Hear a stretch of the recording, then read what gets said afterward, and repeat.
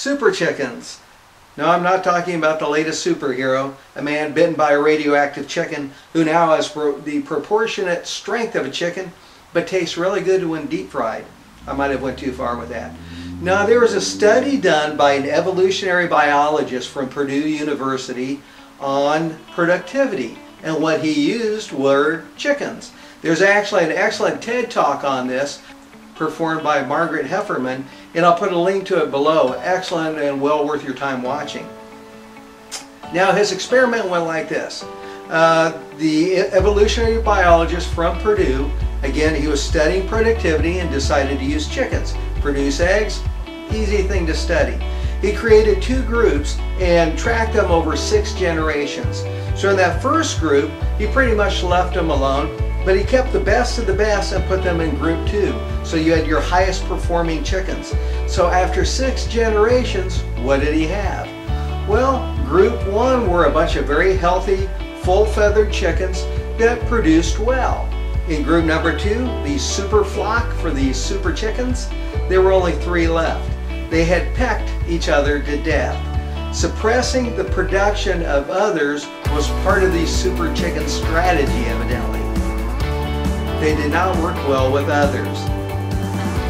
In that same TED Talk, Margaret talks about an experiment done at MIT where they created several different teams, gave them complex problems, looked at what teams were able to solve them the quickest, and then kind of studied the components of the team and what made them successful.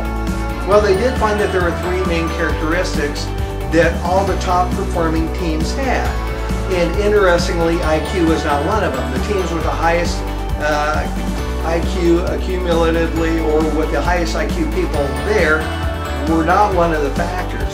So what were those 3 factors that enabled those teams to outperform the others? Number 1 was a high sense of social consciousness. They were socially sensitive. They had high levels of empathy.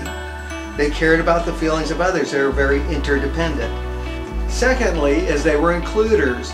The Gallup organization, when they were identifying different types of core strengths that you can read about in the book Strength Finders 2.0, one of them is inclusiveness, or includers.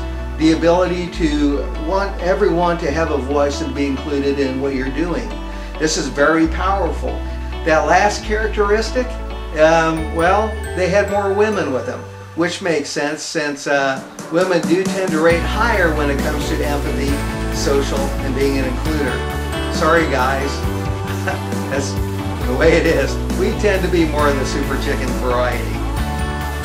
And there's lots of other studies that go along this line. It's our ability to be interdependent, to care about and look out for the needs of others, to be mature, to be able to collaborate, that makes us much more powerful as a group than we would ever achieve on our own.